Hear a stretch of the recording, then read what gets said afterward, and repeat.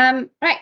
Hi, everyone. My name is Kasia Westwood. I'm the Contract Performance Manager at FreeSC, and I welcome you all to today's webinar, which is the importance and impact of positive well-being in employability. So I've got today with me Adam Campbell, who is the CEO at Hapstar. And I also have Daniel, his colleague, who will be supporting us with any technical issues. Hapstar provides a digital health and well-being platform. Adam and the rest of the team, they are really passionate about building the most effective resources for improving mental health and well-being.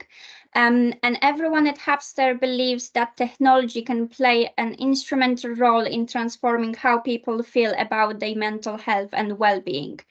Their mission is to reduce the number of people who suffer from well-being challenges, from slipping into poor state of mental health, whilst helping organizations to understand how their people truly feel, so they can respond and support them in a most appropriate way. And they also believe that people who should have tools to be able to understand the support they need and be able to access the support in their moment of need. I think one thing to point out that might be interesting to you all is that Hapstar partners with employability providers and supports them with providing the platform to ensure well-being is properly taken care of, giving the participants the best possible shot at securing roles and performing in work. So that's a bit about Hapstar, but today's webinar, Adam will discuss the positive impact that looking after mental health and well-being can have on a person's ability to find and maintain quality employment. So hope that's going to be very useful to you. I know some of you work on employability contracts, so very, very relevant subject to you. We know how being out of work can have a dramatic impact on persons' well-being, leading to them finding it harder to act on getting back into work instead of being in that negative cycle. So Hapstar is going to talk about how to break that and help people most effectively to get into employment and I guess sustain employment as well. If we could start just doing a little bit of introduction, if you could please all use the chat option to put your name in a chat, where you're from. If you want to share contact details, please use that as an opportunity to build your network with other people in attendance as well. I guess it's probably good to mention that we are recording today's webinar. So if you do not want to be on a camera, please just take yourself off camera. We would encourage questions throughout. There will also be time at the end to ask questions. And do use a chat option to ask any questions or just shout out. I'm sure Adam will be happy to answer any you've got. Cool. Over to me. Over to you, Adam. Thank you very much, Kasia. Thank you for the very warm introduction, and thank you everyone for joining the call. Kasia just summarised everything about Hapstar perfectly, so she did a very good job. I'm going to steal some of that from my sales pitches. We are very passionate about well-being. We will talk about Hapstar as part of the presentation today, but it's very much centred around what we're learning, what we have learned, what we hope to learn, and where we are going on this journey of supporting people through their wellbeing journeys. We do also have Dan on the call, as Kasia said. Dan will be responding to people in the chat as I'm kind of going through some of the talk, so please feel free to chuck things in there as and when they pop into your head. I would like to say that I hope this can be an interactive session. We have a few times where it'd be good to get your input. We have a few slides where it'd be nice to hear some stories about your own experiences with supporting people with well-being. I don't just want to hear my own voice for 45 minutes, obviously. So to interact with professionals and experts in a space that we're expanding into and hoping to make a real difference in, is really important to us. So at any point, by all means, drop a message in the chat or jump in if you have any opinions or questions. You won't disrupt the flow, and I'd love to address anything you had to say as you're thinking it. So it'd be absolutely great to hear your voices as well. So on to today, I'm here to talk to you all about well-being and employability, something that's highly topical and something that I imagine everyone on this call has some experience or a lot of experience of being involved with in a professional capacity. So I also want to focus on the role that technology can play in supporting people who may be suffering from deteriorating states of well-being. If we could allocate a more qualified mental health professional or therapist for every person we support, then that would be amazing.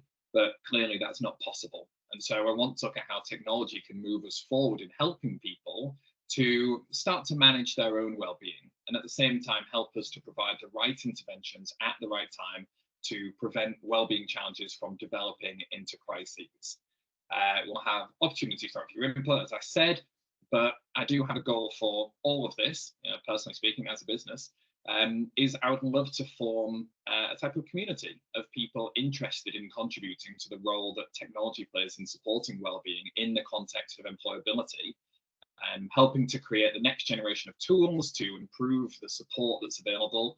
And I'll talk about more of this later, but if you are interested in getting involved and advancing things together as a group and sharing ideas, then we'd love to chat properly after the session. As Kasia said at the start, please feel free to send us over your contact details and we can talk about how we all work together on this important topic. So let me bring up a couple of slides that I can talk you through, and we will go through really the intro into wellbeing. So bear with me. We did test this before, so I'm confident these are going to work. Can you all see a nice picture of me with more hair? Lovely. That's 2 years into starting for you. I did look like that a very short time ago. I do need to update my LinkedIn picture. So first of all, who am I and where am I coming at this from? So my role is CEO of Hapstar. As Kasia said very, very well, UK-based wellbeing tech firm, provide a fully customizable wellbeing platform used by employability providers, but also NHS trusts, membership bodies, employers, all to support their participants and people. Now, as CEO at Hapstar, my team and I are working every day to create processes, tools, and content to genuinely make a measurable impact on the well-being of people. We have a sophisticated tech platform already, but it's through listening and working with people who are on the front line, that matters the most. Without this, you can have great tech and great features, but the effectiveness is taken away because it doesn't map to everything else that's going on. And like any intervention with a job seeker or a person suffering from poor mental health, it's the effectiveness that matters, obviously. So as a team, we've been working with employability providers since around 2012. Our leadership team all come from the employability, tech and wellbeing space. So we're well versed in integrating into what can often be complex service propositions. All of our energies go into working on the link between wellbeing and employability to make a real difference to people who need help and for the services who support them. For me personally, I've worked in 2 areas in my career, health and wellbeing and recruitment, kind of opposing at times, in fact, most of the time. I've been on both sides of this when it comes to understanding the impact of positive or negative wellbeing on job seekers and on myself personally. I work very closely with a charity called Andy's Man Club as well, which does fantastic work supporting the mental health of men across the UK, many of whom are out of work and suffering the negative impacts and effects of that. So as Kasia said at the start, I am very passionate about all this. I have experienced ups and downs in mental health and wellbeing myself, and I've seen it and worked with it with a lot of other people as well. So on to the main point. So let's see if that moves forward. There are some very important things for us to cover when it comes to well-being across the board in the workplace and within employability. And as you can see from a few points on this slide, the relationship between mental health and unemployment is bidirectional. It does create a vicious cycle. 43% of unemployed people have poor mental health. This is greater than for people in employment. So as you can see, it very much impacts once you're out of work. Mental health problems and challenges can be exacerbated enormously. People with a long-term mental health condition lose their jobs every year at around double the rate of those without a mental health condition. And there were 602,000 cases of work-related stress, depression, or anxiety in 2018-19 in Great Britain. So this is an enormous problem, and it's something that isn't actually getting better. There are a lot of things in place, lots of new pieces of understanding, new software working towards improving this, but this is still a big problem, and we still have a lot left to figure out. So the things that I want to say about this are that positive health and well-being plays a key role in finding and securing a job. It then plays a huge role in actually remaining in that job. If unemployment strikes, this causes stress, which can have a negative consequence for mental health, including depression, anxiety, and lower self-esteem. At the same time, research consistently shows that good work and a stable job is closely tied to improved mental health and personal recovery. So this is a vicious cycle. Poor mental health and well-being can cause unemployment because you're much more likely to lose your job if you have poor mental health and well-being. And unemployment can cause poor mental health, making it harder to get back into work. So how do we break this cycle once it's started? Rather than waiting for recovery, discussing employment possibilities should be seen as part of the treatment. I'm sure you all know about the recent announcements by the PM about the PIP and getting people back into work. Some important numbers I took from that announcement were in 2019, there are an average of around 2,200 new PIP awards a month in England and Wales, where the main condition was anxiety and depression. This has more than doubled to 5,300 a month last year.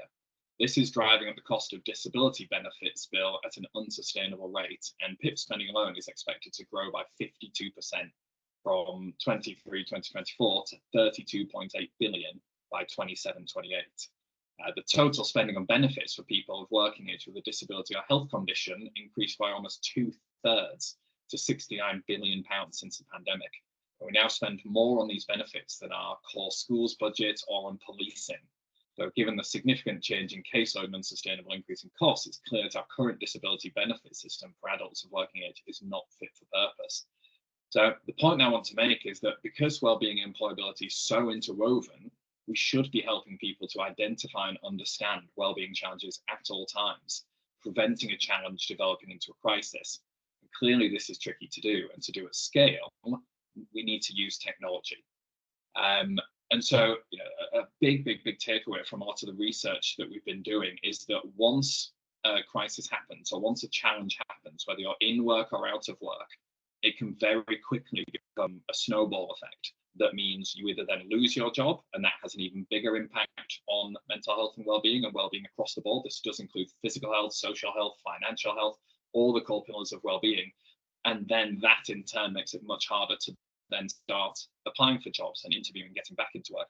Or if you're already out of work and you're unable to make the positive changes that you need from a well-being perspective, you then will struggle to get back into work, and that then becomes a self-fulfilling prophecy of creating worse mental health and well-being. So the interventions that we'll talk about later on, when we get through the presentation a little bit further on, are all about stopping that cycle from beginning in the first place, making sure that people have the right support at the right time to avoid crises, but then also breaking that cycle.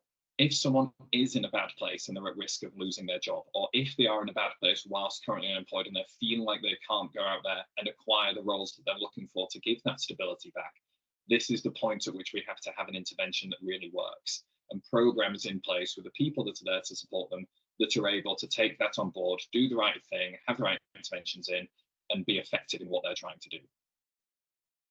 So very quickly, I would love, and this could go very wrong if no one wants to say anything, but I hope you do.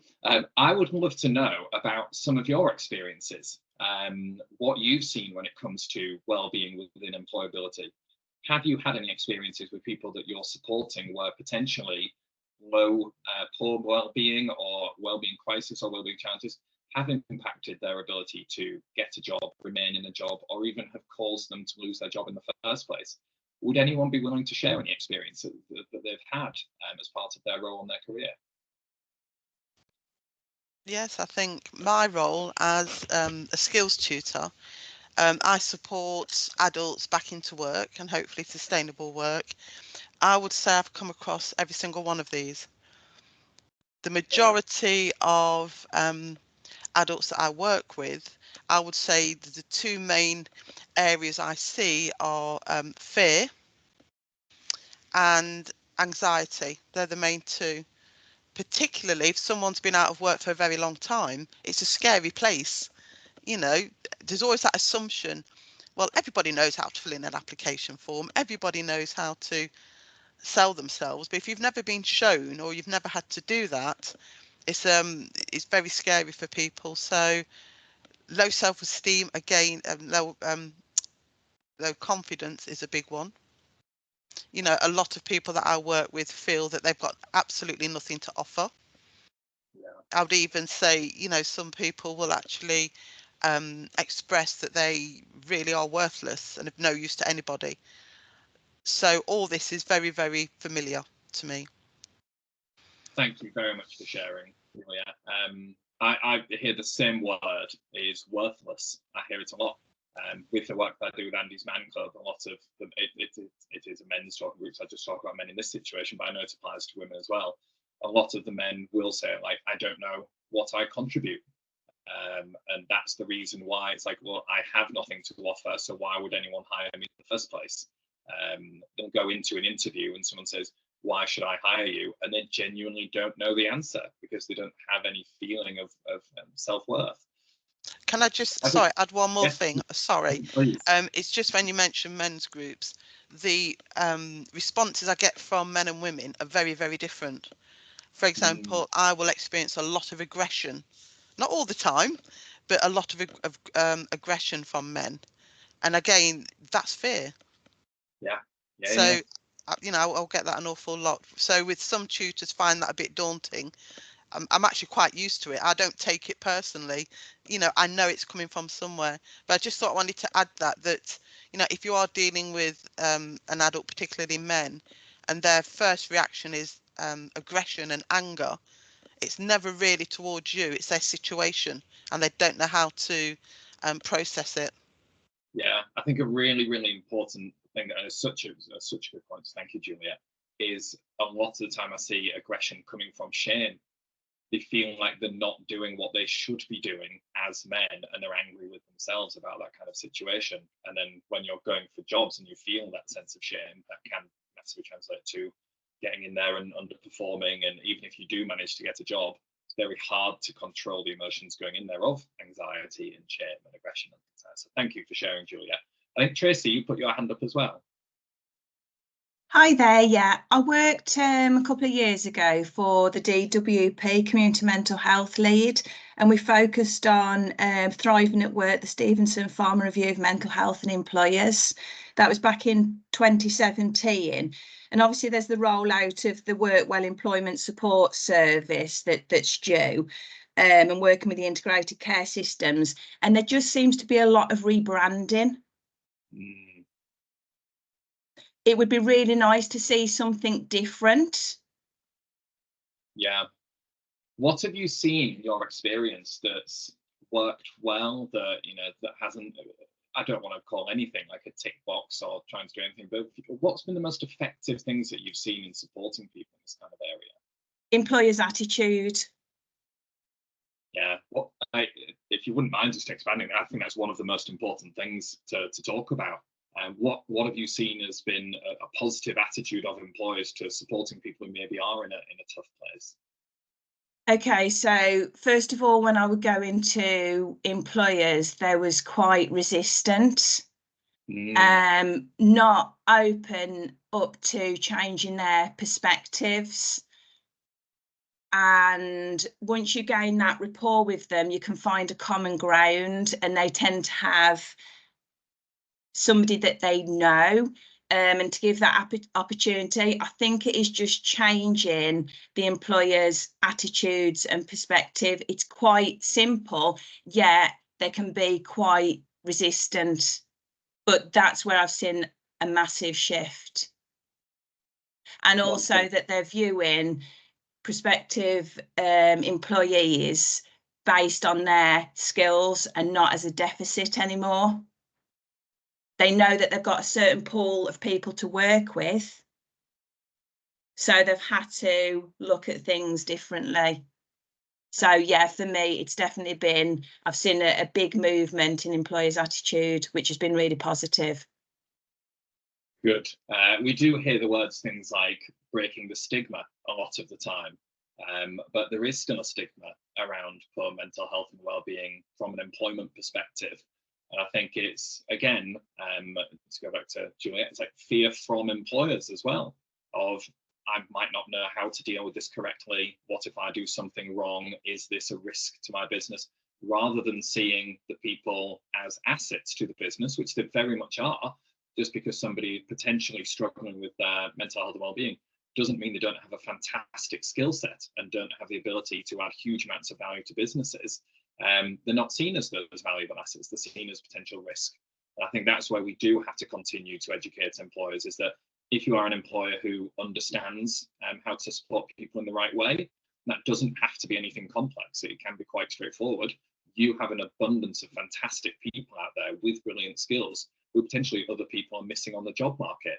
So Tracy, I think you're absolutely right that there has to be an education piece for employers as well, whilst also supporting the individuals to bring their best selves to work, to prove to the employers that they can be a fantastic asset. Martin, I saw that you raised your hand. Yeah. So music to my ears, all of this. I think it's great. And what you're saying there, we work with people who are neurodiverse generally. Sometimes not diagnosed, sometimes are they neurodiverse. Either way, one of the things that we look at a lot is reasonable adjustments. I think that's what we're talking about here. I mean, that's one specific way you might have reasonable adjustments for people who are neurodiverse, but actually, if we're looking at reasonable adjustments for all people in employment, then, like you say, those strengths that they have, we're seeing as an asset, seeing as actually if we work with people, rather than trying to slot people into a culture, then probably you're going to get the best out of people.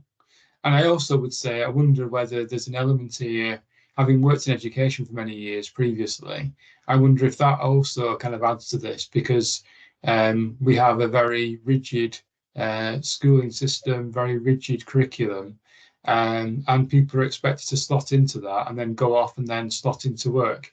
And I wonder whether there's some work to be done around that as well. Yeah, outside of, well, sorry, Adam. I was just going to say, because outside of the employability space, we actually work with the East England Ambulance Service, and a big part of that project is that reasonable adjustments piece. So giving people the confidence to be able to have that discussion with their employer, but also not to repeatedly have it as well, because it kind of stemmed with the East England Ambulance Service from, they do shift work all the time, right? So you might be working, might have to pick up someone else's shift and do a night shift or whatever it might be. And that means you've got a different manager, and it might mean that you've agreed at ways of working, whether that's because you have a neurodiversity, or it could be a physical health challenge, or it could be anything, right, to do with your personal life. But having to re-justify that and re-explain it is incredibly unfair on the individual. So putting in a system and a process where that's manageable and agreed up front is really powerful, and it gives the person the confidence to be able to go and do their job, right? Which, I mean, it's when it's paramedics and it's that kind of frontline healthcare, it's so important, right? And the welfare of other people depends on these guys looking after their own mental health and well-being. So it's really impactful. Thank you so much for the input, everyone. Does anyone else have anything to say about their own experiences of seeing the impacts of positive or negative well-being in employability before we move on? Yeah, cool. I will quickly get off this slide because I realise I made a spelling error here. I'm very sorry, everyone. So swiftly moving on. So we do have a poll in a second, which I'm hoping we've managed to work technically. I'm trusting Kasia in a second. I'll tell you when to bring it up. But don't say trust. I do trust you. You're fantastic. 70 to 75% of people with diagnosable mental illness receive no treatment at all. That's from Mental Health First Aid England. That's a recent statistic, which is scary, that people are quite often dealing with these things themselves or not knowing how to deal with them. And I'm going off script a bit, but this is something that I talk about all the time. A huge part of our role with the organisations that we work with, whether that's charities or corporate businesses or employability sector, whatever it is talking about how do we get people to engage within improving their own mental health and well-being, or well-being across the board. And the problem always comes back to, in my mind, is that a lot of people don't really know how to get help or what help is even available. If I have a cough, I go to the co-op and I get some cough mixture. If I have a headache for a few days, I might go to GP. If I break my leg, I go to A&E. I know where to go for all of those physical ailments. If I wake up every day for a week and feel sad, I don't know where to go. I don't know what to do. I don't really understand what's going on. And so for a lot of people, they may have diagnosable illnesses, but not even realize or not know what to do about it. And so being able to help educate and support and inspire and motivate people to go and do this is where we have to be putting our efforts, because there is still a long way to go. And it's a journey that I think we all are passionate about being on. So the first point that I made at the start of the presentation was about wellbeing and employability being interwoven, and help needs to be available at all times. And second, we heard that many of you, thank you for the input, have experienced real world examples of poor wellbeing impacting people's ability to acquire and maintain stable employment. The thing is, with 70 to 75% of people still not receiving support, I appreciate the stat from Mental Health First Aid England relates to mental illness, but I suspect the stat is even worse for people with other wellbeing challenges, financial wellbeing, social wellbeing, pandemic of loneliness at the moment, quite a lot since COVID and remote work and people being out of work. Social wellbeing is an enormous topic. It's a far broader category than just mental illness on its own. I want to go on and share with you the Hapstar method and talk about how we are addressing this and how we are very passionate about doing that. We can discuss how this works. But before we do that, I'm hoping Kasia can bring up a quick poll. And for those of you who this is relevant for, those who may be supporting people with wellbeing across the board, I'd like to know how you would describe your program of support for people's well-being. We got it. Did it work? Oh, it's loading. Ah, there we go. I can see it, yeah. Yes. How would you describe your program of support for people's well-being? And that may be people out of work, may still be people in work. Obviously, you may support people in different ways, but if any of this is relevant, I would love to know how you would describe it best.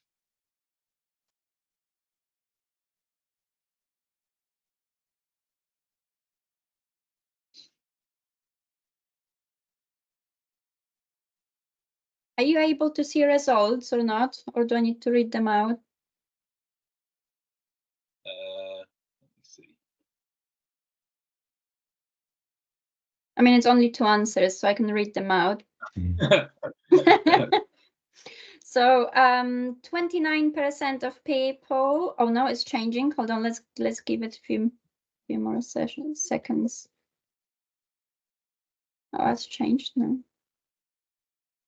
Very happy to see that quite a few people have said effective and measurable. Measurable is one of the most important things that we are looking at today. Yeah.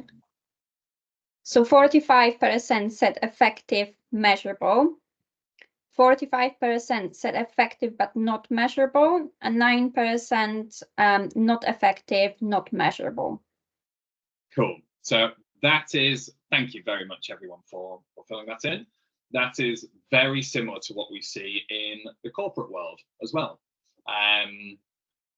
A lot of the time we will ask the question, what do you do to support your people's well-being? And that may be people on an employability program, maybe people in work, if you're a corporate business, it may be if you're a membership body, how do you support your members, whatever it is.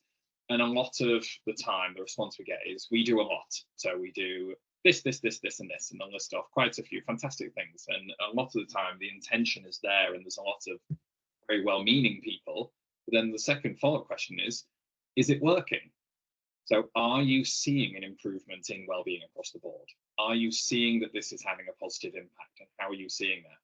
To which the answer is quite often, we're not. These are things that we believe are helping, but we don't have any evidence of that. And we're basing them on gut feel of what we should be putting in place. And so the change that we're seeing within the wellbeing space across the board, no matter what type of organization you are, is that a movement towards data where we can understand not only how to help people most effectively, understanding their challenges as they're happening in real time, but then also understanding the impact of our interventions afterwards and the effectiveness that it's had on the well-being of the people who we're supporting, is where we have to get to in order for well-being to have that impact that we can prove to employers, like you said at the start, that supporting people in well-being is a positive thing to do and can have a great business benefit as well. So if anyone is happy to share, and I understand absolutely if not, but anyone who answered potentially effective but not measuring, would you be okay with sharing how you're currently addressing well-being and potentially how you're not able to measure it, or the challenges that you face within measuring? Yeah, sure, I can do that if you want.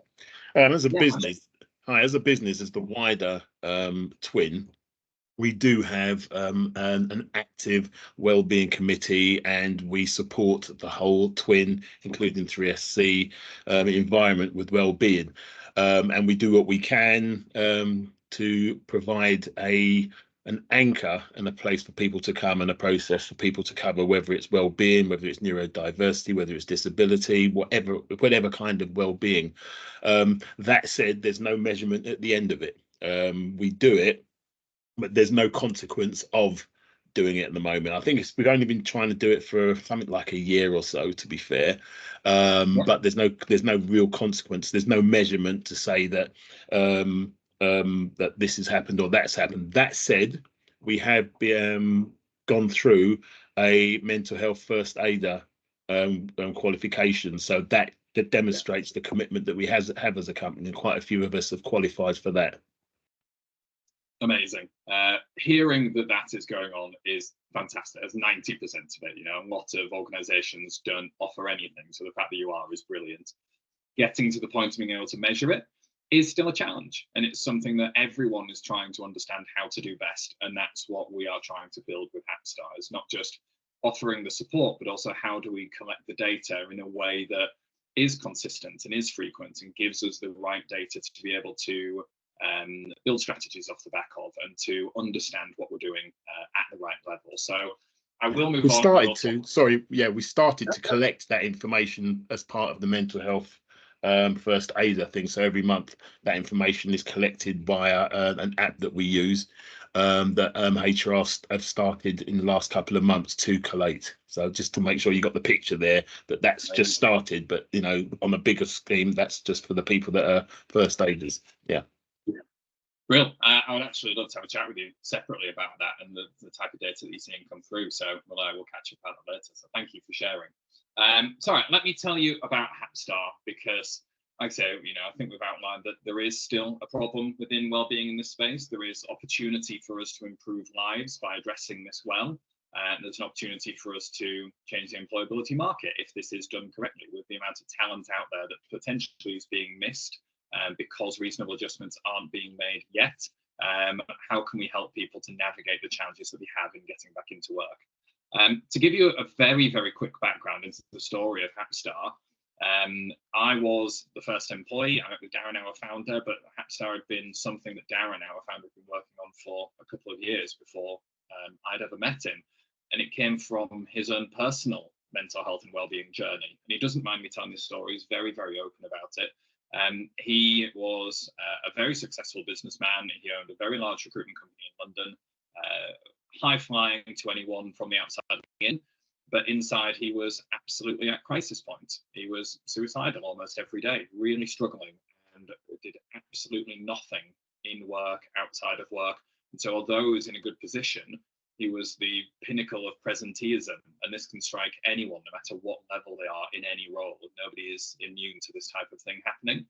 And Darren worked with a lot of professionals, went to see a lot of people. It didn't really work for him, really, really struggling, until he started working with coaches, life, career, wellness coaches, that kind of brought him a methodology of self-reflection. So you can't be happy all in one go. You can't change your life like the flick of a switch. It's not binary, happy or not.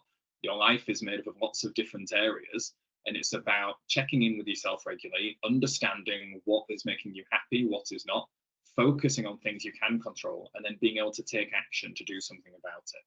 It was a process of empowering himself to really self-reflect and take small steps incrementally over time that completely transformed his life, his health, his well-being, and how he was able to support himself through these challenging times. And that methodology that Darren worked on with these coaches and further developed himself, he then brought into the business that he owned. And he's sitting down with his employees, with people who work for him, and going through this process of, hey, let's check in today, rather than just a hi, how are you? Let's actually unpack this a bit more. How are you in these different areas? What's going on in your life? Tell me how you feel about these things. Cool. Now I'm going to support you as a manager and as a business owner.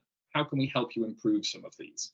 And the people that he did this with started saying, this is brilliant. We absolutely love this. This is fantastic. Can we do this more? And so it then became institutional in the organization that managers would have these types of well-being conversations with their teams that were much more in depth than what they were previously having. But what really started to highlight the importance of this exercise is that it wasn't that challenges were unique to individuals. A lot of the people within the organizations were having the same sorts of challenges. So they were starting to see there's consistencies here of what people are struggling with. Stress in the workplace, workload, sleep and energy. Everyone's tired all the time. Everyone's drinking caffeine all day long because they're not sleeping properly. So all of a sudden, rather than doing a free gym membership or, you know, tick box exercises for well-being, it's let's address the things that are actually going on. Let's collect all of this data. It's very much pen and paper at the time. And let's build out what we do to support people based on what we can actually see. And it was around that time, as Darren was moving away from that business and wanted to make a go of actually turning this into something that can help organizations at scale, that I met Darren. And I mentioned at the start, I worked in recruitment. I'd gone through similar sorts of journeys. I very much burnt out when I was working in recruitment. I wasn't doing anything personally to look after my own well-being, despite the fact that I'd worked in health, fitness, well-being for years beforehand. I got myself into a very downward spiral of, if I was having a bad day at work, I'd go to the pub, did nothing to support myself at all. And meeting Darren and kind of talking through this and seeing the opportunity made me realize that there are a lot of people that could be helped by having this process as part of the technology, an app, something we can take with them at all times. And so that's where Hapstar has come from. We have, over the last 9-10 months, we launched around mid last year, worked with some fantastic organizations ranging in size from small consultancies all the way up to large NHS trusts, the East England Ambulance Service, as Dan mentioned. We are very spread out in terms of businesses this is applicable to, but we do all have a passion for certain spaces. We do want to support the public sector, and we do very much want to support the work within employability.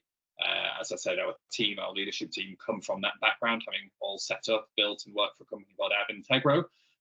This is a space that we see a lot of value of what we do with Hapstar being applied to. So the more that we can learn about this space and working with all of you wonderful people, the more we can start to tailor what Hapstar does, that core offering and the additional features to be able to support employability in the right way. So how does it actually work? Well, there's two sides to Hapstar. We have the user side and we have the organization side. The user side is all about that unique experience that Darren created with the help of the coaches and counselors and therapists that he worked with. And then the organization side is where we display the data so that you are able to see in real time exactly what's going on and how Hapstar is actually operating. There's a few core things to the actual Hapstar platform as a whole. Firstly, it's preventative. What we're not saying is that we wait for people to be at the point of mental health crisis before doing anything about it. Hapstar is something that's applicable to anyone, no matter what situation they're in. I use Hapstar myself all the time because it keeps me in line. It keeps me always aware of what's going on. I check in with myself on a daily basis. It's not just about, sorry, Alexa shouting at me. It's not just about helping people at crisis points. We also then have evidence, impact, and engagement. And it's about the data coming in at the right time, the right data to be able to steer not just organizations such as yourselves, but also the individuals. How do we help people to understand what it is that impacts them most, and then to be able to do something to navigate around it? And the final thing is that it's flexible by design and fully customizable. So the thing that we've learned most in our last 9-10 months of Hapstar and customizing the platform is that there is no one size fits all when it comes to a platform like this. Every program, every client, every organization, every individual that we work with will be needing something unique when it comes to well-being. And that's why huge amounts of the Hapstar platform are customizable, whether that's the content that people see, whether that's the resources internally, whether that's the way it looks and feels and the language within it. We customize Hapstar to be able to be the best solution for the organization and the individuals that we're putting it forward for. So I'll show you a few very, very quick features, and then we'll wrap up some questions. So Hapstar is centered around this wellbeing check-in and assessment. And these are light touch daily check-ins, really just understanding as an individual user, how are you feeling today? I'm not feeling too good. And for lots of people, that might be all they ask themselves, if they even ask themselves that. And something that we hear from users and that we see constantly is that a lot of people will wake up, be in a bad mood, not feel great, and then what they'll do is they'll project. So I go into work at 9 a.m, I'm in a bad mood, and I think I don't like my job. And it might have nothing to do with my job. I might have woken up in a bad mood because I haven't exercised in a week, and I normally do, and I've just been really lazy with it. Or I've had a fallout with my friends, or I'm worried about money. I've just had a speeding fine through the door as all my other direct debits came out. There's so many things that we need to consider when it comes to how we're actually feeling that we can't just project onto the first thing around us. So Hapstar's check-ins don't just ask how you feel, it's why you're feeling that way. Let's have a quick check-in against these core pillars of well-being, and we're going to score against them. Are we really happy with something? Are we really unhappy with something? What's actually causing us to feel away? And let's really explore it. Let's really understand what those things mean. Off the back of that, we can then go through and we can focus on the area, like I said about Darren at the start, and go and do something about it and get our personalized action plans. If we want to, we can dig deeper. So rather than just these 5 core pillar questions, we can do deep dives into different areas. If my mental health is something I'm struggling with, let's deep dive and understand, is that around managing emotions? Is it around stress? Is it burnout? Is it anxiety? What am I actually feeling that's making me feel this way? And how do I get the support that I need to be able to go and do something about it? We have a couple of very, very important features that I want to talk to you about, and one of them is the early warning system. Now, this was developed by the East of England Ambulance Service. Like Dan said, a lot of the people that they are supporting are paramedics on shift work, seeing some very traumatic things on a daily basis. And when we are reviewing the data that we're getting through, and we've had around 750,000 inputs of how people feel across different areas, 1/4, so 25% of people have scored a 1 on at least one occasion, which is, I could not be less happy about this thing. I am at the point of crisis in one area at least, and that's 1/4 of people scoring. So not just people in crisis point, it's like 1/4 of everyone, and there are thousands of users. And so when that happens, we have systems in place within the platform that signpost people to the correct services that they might need.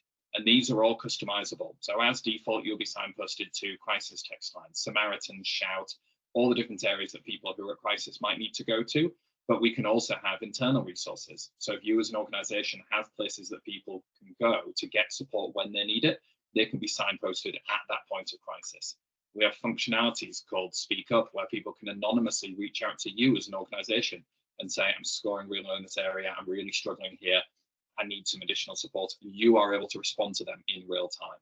So there's a lot of additional functionality which is centered around catching people at crisis points and helping them to get the help they need when they need it.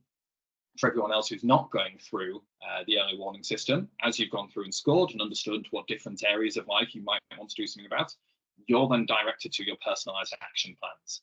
Now, these are all around taking those steps, empowering individuals. When we talk about well-being and it being an organization's responsibility, it very much is the organization to understand and support where possible, but it has to also fall on the individual to be able to take the small steps that they can, not overwhelming. If we say, right, you're not feeling good, we need to go do something big to make you feel better, that's not what we're talking about. We're talking about, can we help them with a breathing exercise? Can we set a small action to go and get out the house for 5 minutes today? Can we give them something to listen to or to read or to watch from video, audio, written content that might help reframe how they're feeling about something and give them a different perspective?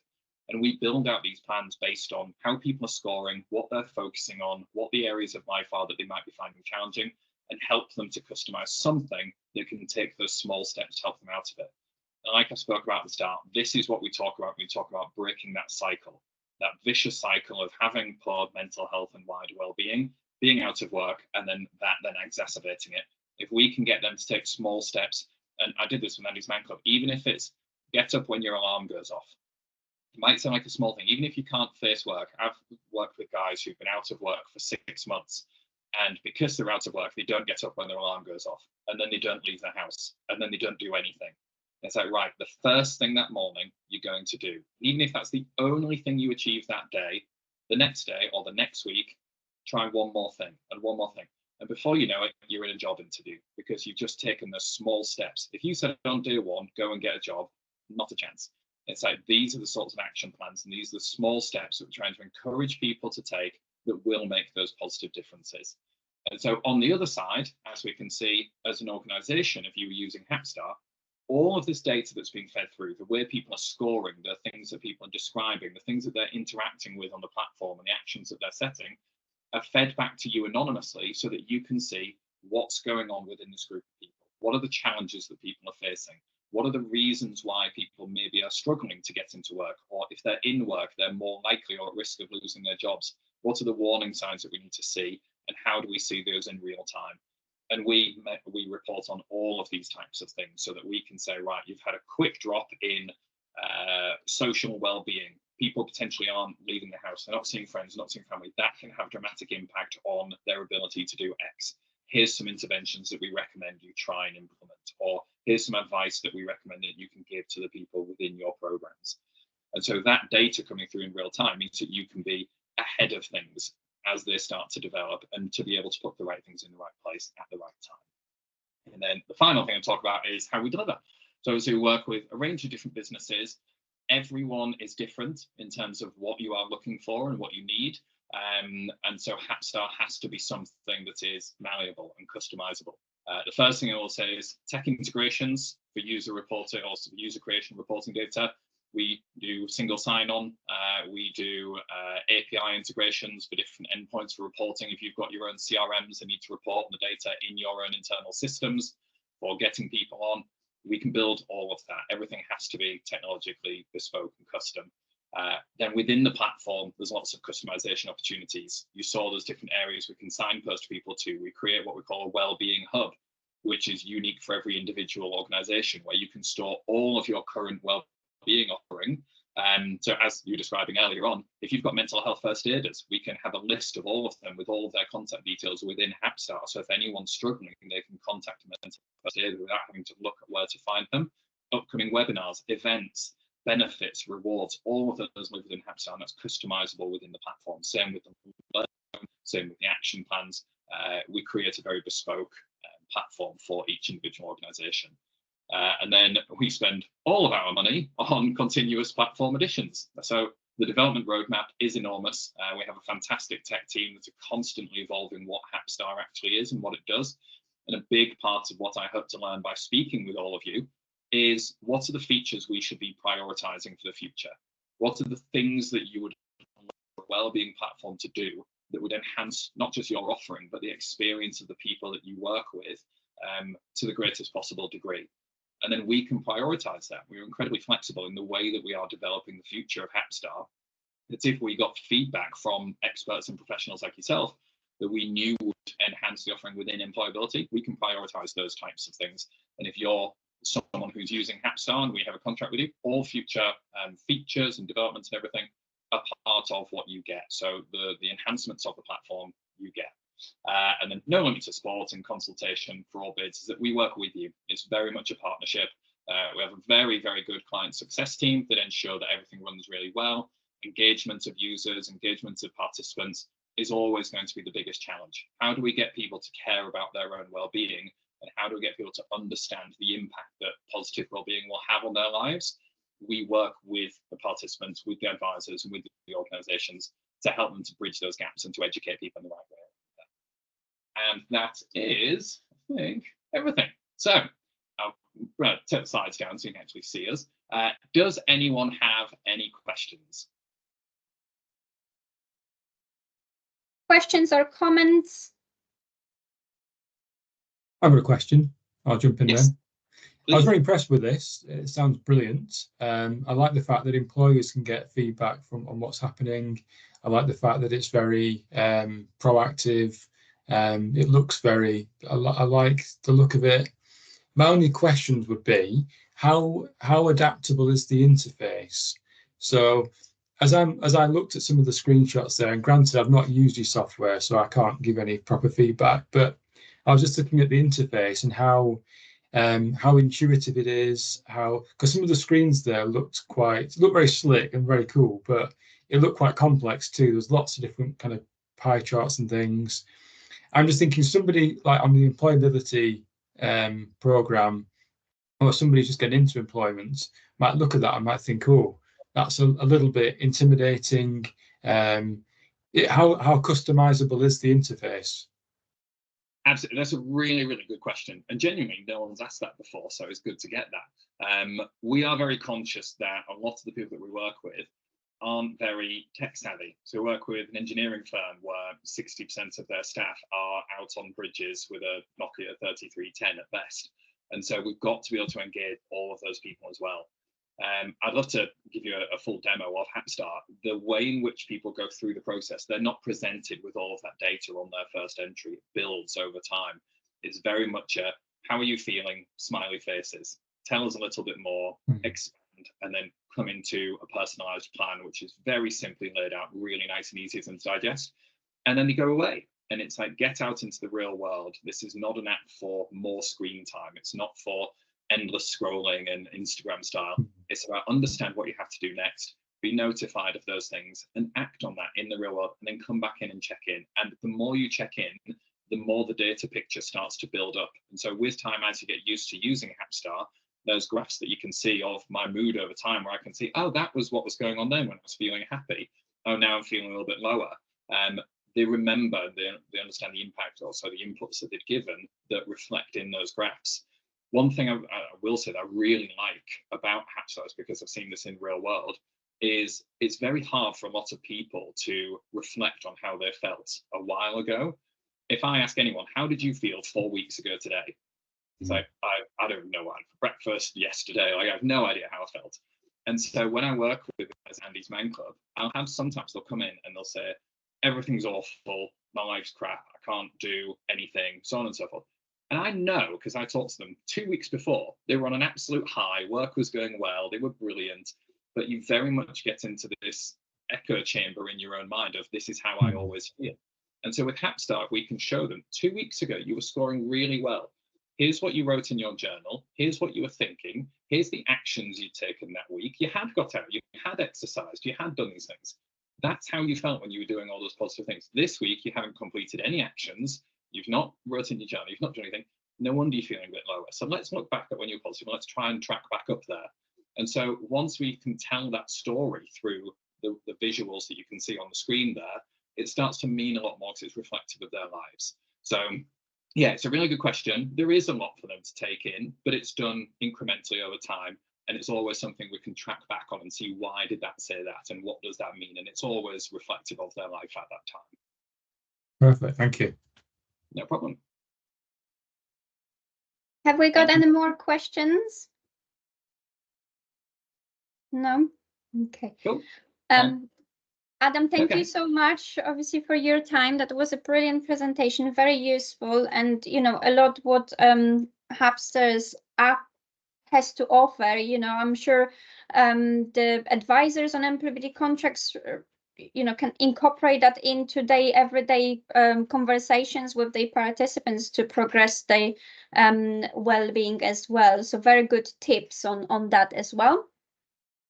Is there anything else, Adam, you want to mention before I move on to some updates? No, all good from me. We would obviously love to carry on the conversation with anyone who is interested, even if it's just a chat about your experiences. If you did want to see Hapstar in a bit more detail, or just to help us with our understanding of what we need to know about the employability space, I will ask anyone a million questions. I love doing that. So we would love to reach out to all of you. If anyone is keen for a chat, more than happy to. So thank you again for your time, everyone, and thank you for hosting as well, Kasia and your team.